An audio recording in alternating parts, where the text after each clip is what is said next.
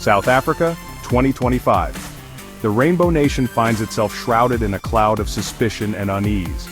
The Hawks, South Africa's Directorate for Priority Crime Investigation, are on the case, but this is no ordinary investigation. This time the allegations strike at the very heart of the nation's leadership. High treason. The charge is as serious as it gets. And the accused? None other than President Cyril Ramaphosa and the ruling African National Congress, or ANC. The allegations send shockwaves through the country. Whispers of discontent turn into shouts of outrage. Political analysts scramble for answers, their faces etched with concern. Has South Africa reached a tipping point? The world watches, holding its breath, waiting to see how this drama will unfold. At the center of the storm stands General Godfrey Lebeya, the head of the Hawks, a man known for his unwavering commitment to justice. Lebeya confirms the investigation, his words measured, his gaze steady.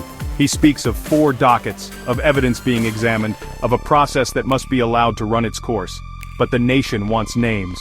They want to know who dared to accuse their leaders of such a heinous crime. As the investigation unfolds, one thing becomes clear. This is not just a legal battle. It's a battle for the soul of South Africa, a battle that will test the very fabric of its democracy. 2 names quickly rise to the surface: AfriForum and Solidarity. These Afrikaner civil rights organizations are vocal critics of the ANC government. Their message resonates with those who feel marginalized and unheard. AfriForum, led by Kallie Kriel, pulls no punches. They accuse the ANC of corruption and abuse of power. Their grievances, they claim, have been ignored for too long. Solidarity, led by Dr. Dirk Hermann, echoes these sentiments. They appeal to the international community for support. They lobby the US, painting a picture of chaos and persecution. Their message finds a receptive audience in some quarters. Their actions spark debate and division. Are they defenders of human rights, shining a light on injustices? Or are they agitators, exploiting the situation for a narrow agenda? The line between activism and opportunism blurs, leaving South Africans grappling with questions about their future. The term high treason hangs heavy in the air, its weight felt by all South Africans. But what exactly constitutes this grave offense? Legal experts caution against hasty judgments, emphasizing the high bar for proving treason. It's not enough to disagree with the government, they argue. Treason requires intent, a deliberate attempt to overthrow the state or harm its interests. Lawson Naidoo, a prominent constitutional lawyer, weighs in, his words measured and insightful. He points to the Zondo Commission, which uncovered widespread corruption within the ANC. While deeply troubling, Naidoo argues, these findings do not necessarily amount to treason. Corruption is a serious problem, he emphasizes, but it's different from actively seeking to undermine the state. The Hawks face a daunting task. They must sift through the allegations, separating fact from fiction, hyperbole from evidence. They must determine whether the actions of President Ramaphosa and the ANC, as alleged by AfriForum and Solidarity, cross the line from political maneuvering to treasonous conduct. The burden of proof is high, and the world is watching. The line between dissent and treason can be thin, especially in a country with a history as complex as South Africa's. The outcome of this investigation will have far-reaching implications, not only for those directly involved, but for the very definition of patriotism and betrayal in the 21st century. Section 4. Echoes of the Past: Race, Land and Power. This is not just a legal battle, it's a battle deeply intertwined with South Africa's troubled past. It's a battle over land, resources, and the narrative of this young democracy.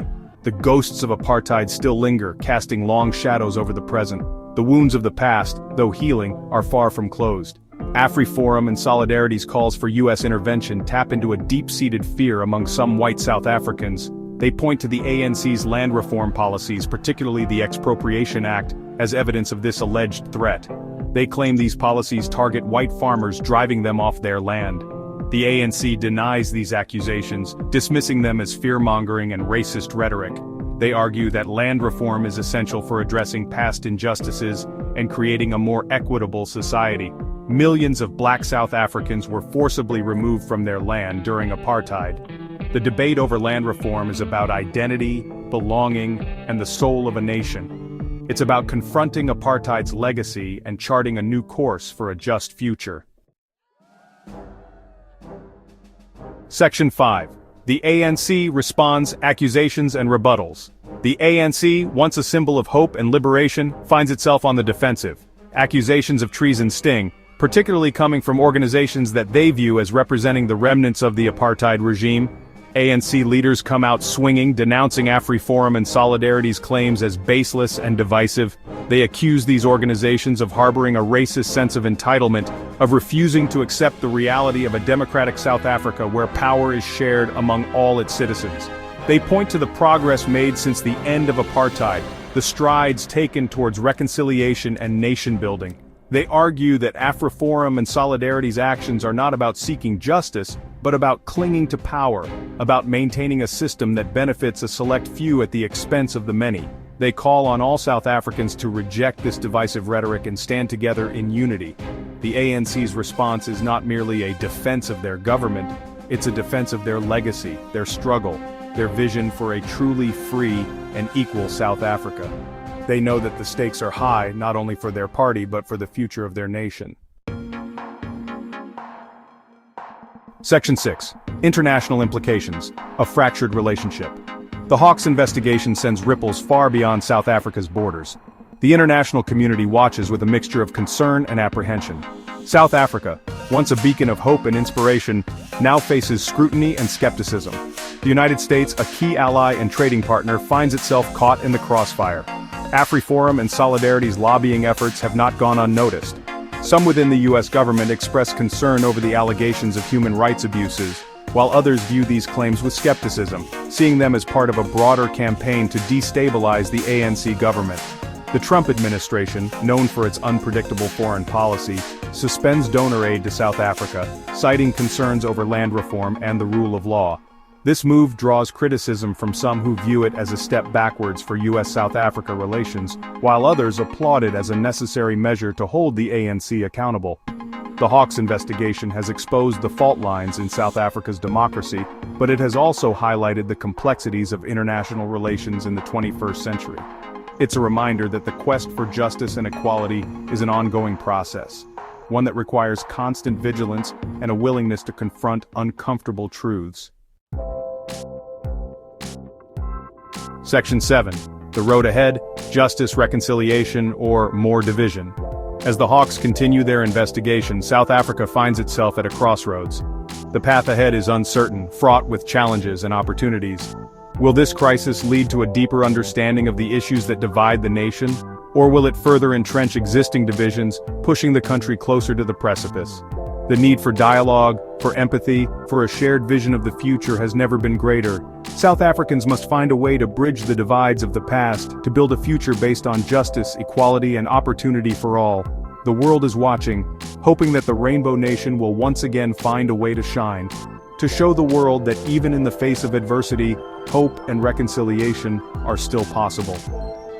The Hawks investigation is not just about allegations of high treason. It's about the very soul of South Africa. It's a test of its democracy, its values, its commitment to justice. The outcome of this investigation will have far-reaching implications, not only for South Africa, but for the world. It's a reminder that the struggle for freedom and equality is never truly over, that it requires constant vigilance and a willingness to confront the ghosts of the past.